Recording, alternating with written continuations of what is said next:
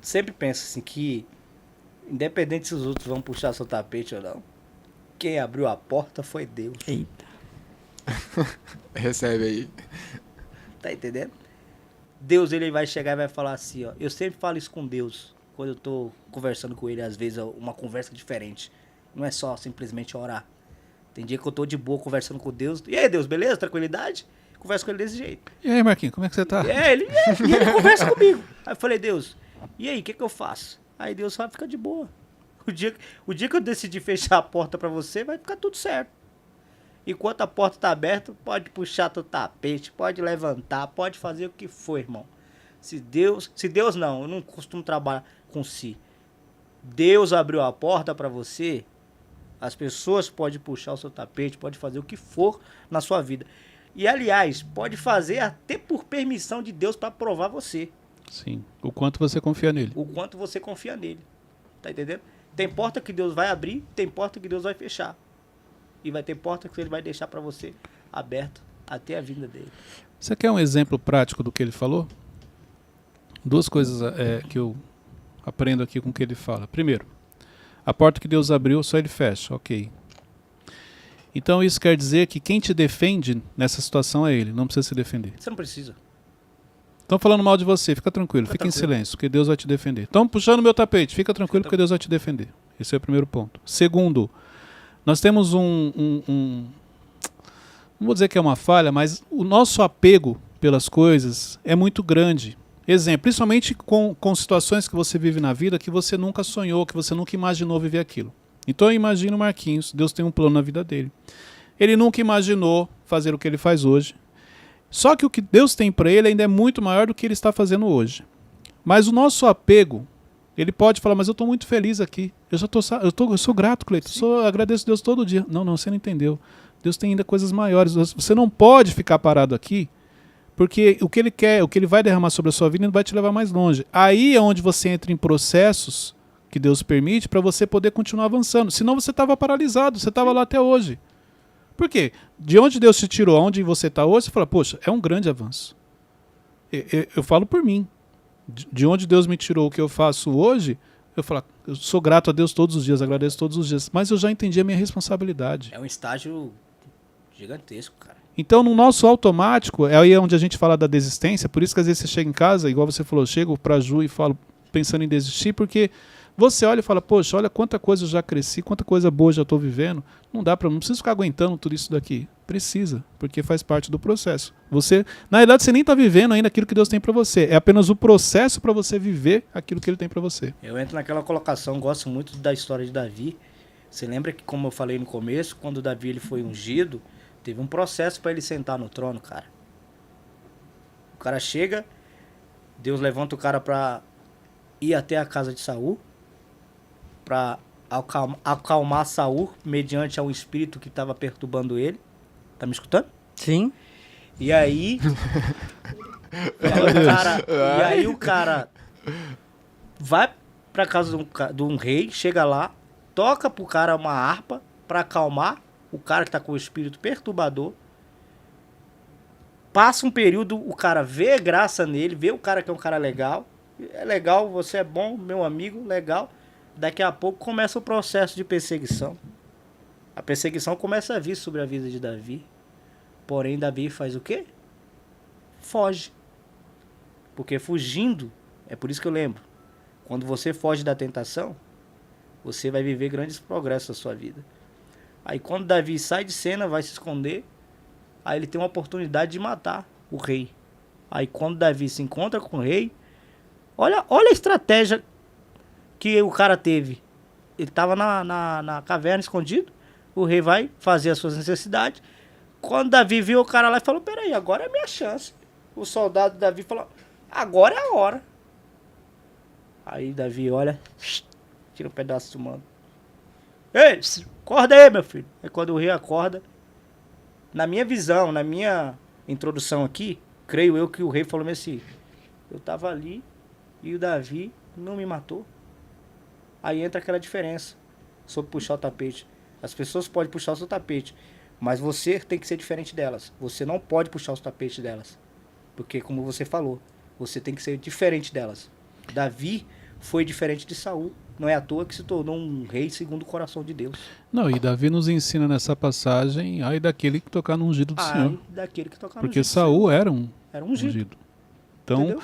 o quanto... Olha só, ele tinha a oportunidade de alguém que estava perseguindo ele. Ele estava fugindo justamente ali, mas ele não quebrou um princípio. As emoções dele não falaram mais alto do que o princípio. Ele também não se enganou, tipo, de achar que aquilo era uma oportunidade que Deus estava dando pra ele matar Saul. Aí é a sensibilidade dele Aham. com Deus. É o quanto você está atento ao que Deus está te direcionando. Aí é o quanto que você está atento que Deus está te direcionando. É. Muitas das vezes não é nem Deus que está direcionando. Às vezes é a oportunidade que o coisa ruim te dá. Sim. Porque o coisa ruim te dá as oportunidades. Você acha que é só Deus que te dá as oportunidades? Você acha? Ah, agora uma revelação forte aí pra mim. Você acha que é só Deus que te dá as Não, oportunidades? eu acredito que o inimigo também, ele arma situações pra fazer a gente... Aí eu te mostro lá aquela passagem que o diabo chega, vai até Deus. Ei, Deus, você só dá tudo pra Jó porque ele só é desse jeito porque você dá tudo pra ele. Aí Deus fala, tá bom. Então vai lá, faz a festa, só não mexe nele. Aí eu te digo, o diabo não tem autoridade Tem. de te dar algo? Quando o diabo olhou pra Jesus e disse assim, aí Jesus, vamos dar um rolê na minha língua, pra vocês entenderem. Vamos dar uma volta. Botou Jesus no alto, botou Jesus no baixo, levou Jesus em vários lugares. Se você fazer isso pra mim, eu te dou tudo. Sim. Uhum. Entendeu? Aí cabe a você a decidir de que lado você está. É muito fácil viver o extraordinário com Deus do que o extraordinário momentâneo com coisa ruim. Ou seja, o diabo. Tem gente que quer viver o extraordinário com o diabo, momentâneo, passageiro. Aí do nada some. Aí quem quer viver o extraordinário com Deus vai deixar um legado muito top. Queira viver o extraordinário com Deus, que você vai viver uma vida de abundância e vai deixar um legado top pra todo mundo. Vai falar assim, esse cara era bom. Esse cara era bom. Quando você vive um extraordinário com coisa ruim, todo mundo não vai lembrar de você, vai falar assim, não valia nada. Uhum. Forte. Pegou a revelação? Tô torto Deus se aqui. achou aí, Teixeirinha? Achou. Pegou? Peguei. lógico. Acreditou? Acredito. Caraca. Tô sendo intimidado aqui, gente. Tá maluco? Brincadeira. Brincadeira. Gente, o quinto ponto hoje. Hoje tá excelente aqui, hein? Hoje, É mesmo? nível altíssimo. Altíssimo aqui. Tá ótimo. Tá. Wesley, Teixeirinha e eu, todo mundo aqui aprendendo. Quinto ponto, que é extremamente importante também para a sua vida. Seja uma pessoa grata. É, isso aí. O quanto você é grato a tudo aquilo que você tem.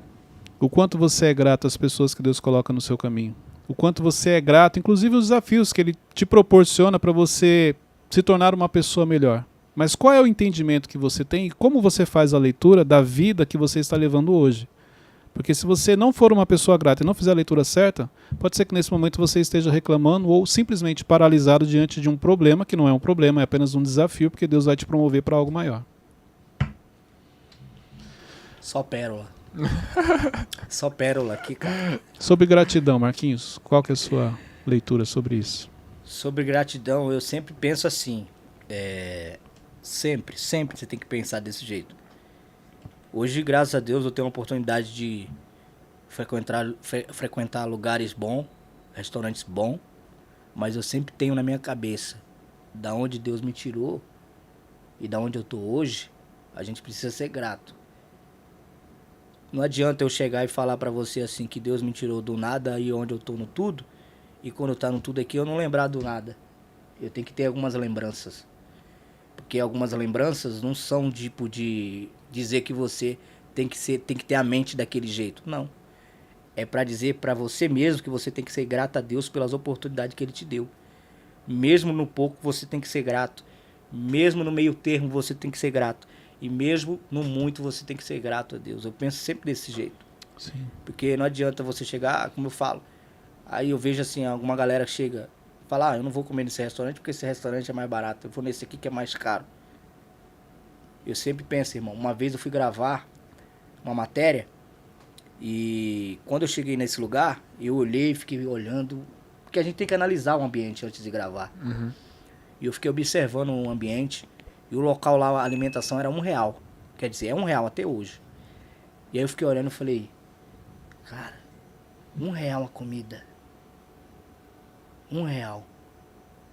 E tem pessoas que pagam mais caro. Mas, claro, Deus dá essa estratégia para as pessoas, independente se elas têm uma vida financeira boa ou não. E eu fiquei olhando assim, eu falei, mas a gente tem que ser grato a Deus. Mesmo pagando R$1, mesmo pagando um contrafilé 40 conto, ou até mais, um prato de comida 200, 300 reais.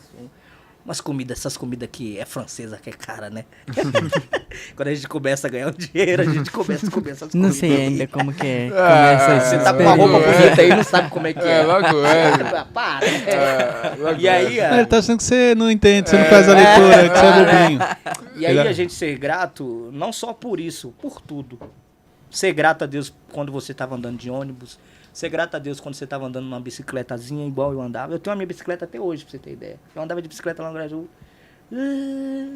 E eu tenho ela até hoje na minha garagem. Tá lá. A galera fala, cadê aquela bike, Marquinhos, que nós andava? Tá na garagem aqui, paradinha. Tenho ela até hoje.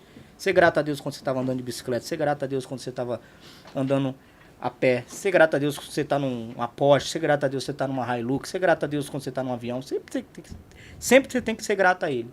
Uma fase que eu tive um processo muito difícil, foi quando eu perdi meus filhos, o Samuel e a Ana Júlia. Foi um período muito difícil. Eu nem queria falar sobre isso, mas creio que Deus pediu para tocar nesse assunto.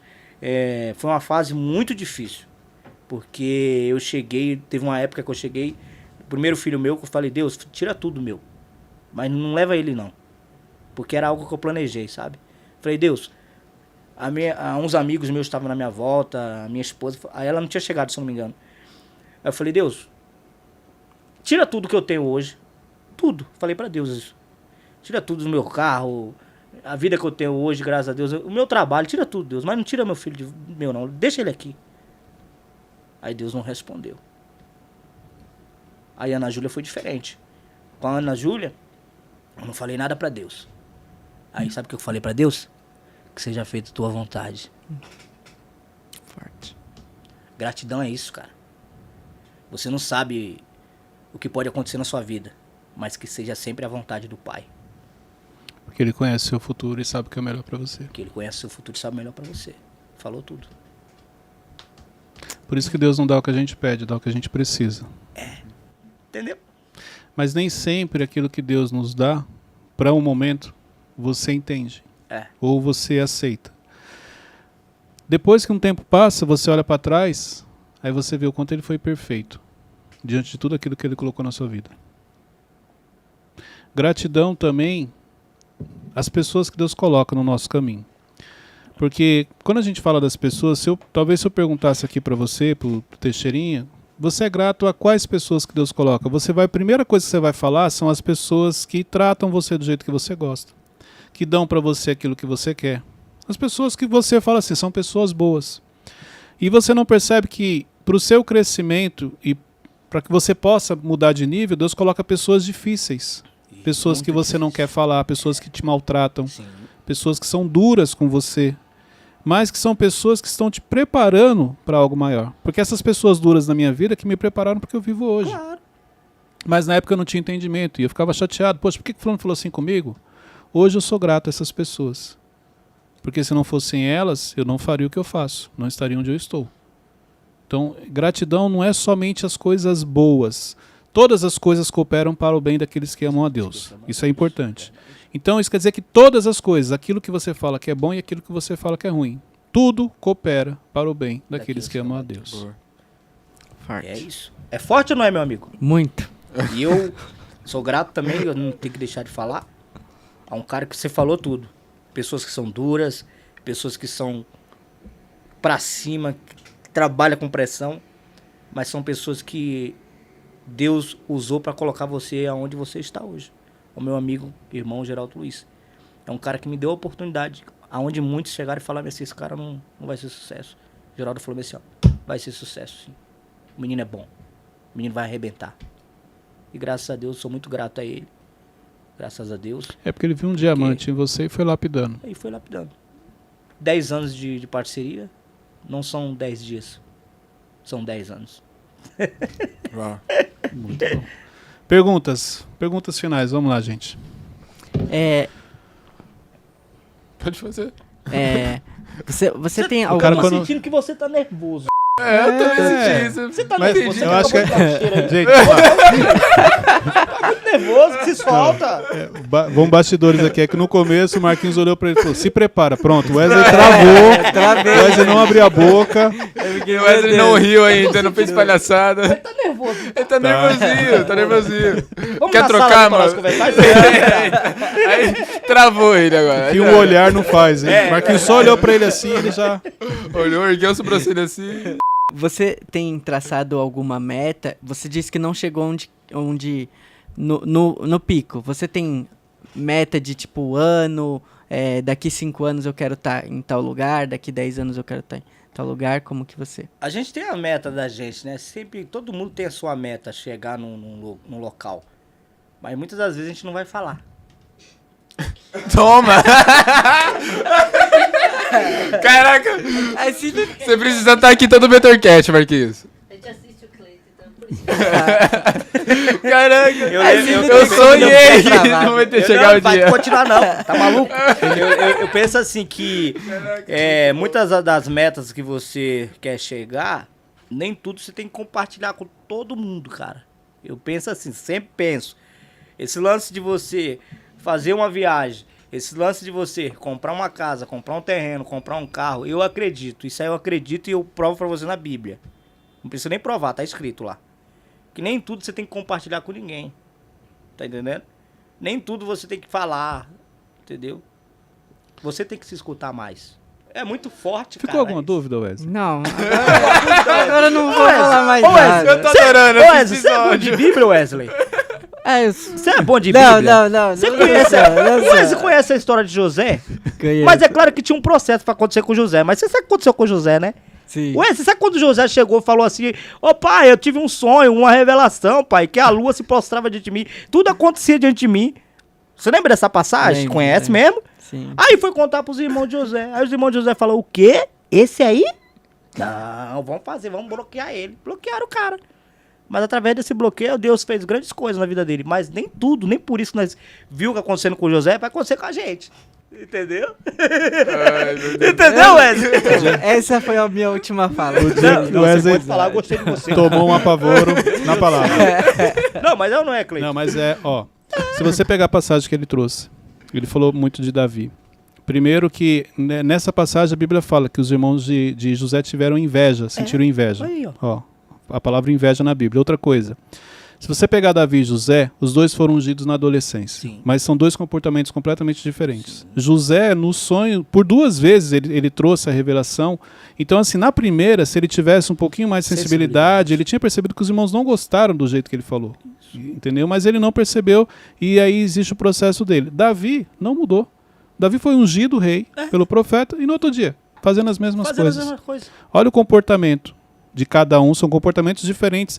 E talvez isso, e aí a minha visão, talvez isso determinou o processo de cada um. Porque a palavra ela vai se cumprir. Agora, o processo é de acordo com as decisões que você vai tomando diante daquilo que Deus está te direcionando. Nossa, eu acho muito forte. Ele falou isso aí, eu acho muito forte, cara. Porque você pegar essa passagem, como eu falei, de Davi, quando ele foi ungido, Davi poderia chegar e falar assim: aí, ô, seus bonitão, você não viu que o profeta... O melhor quarto veio agora é o aqui? meu. O melhor quarto agora é o meu, bobo. Ô, seu circunciso. Ô, fariseu, você tá me xingando? Agora é minha vez. Não, Galileu. Davi chegou e fez assim, ó: eu sei em quem eu acredito. E eu sei aonde eu vou chegar. E quando você sabe onde você vai chegar, irmão, quando você tá em secreto com o Pai te coloca em novos horizontes.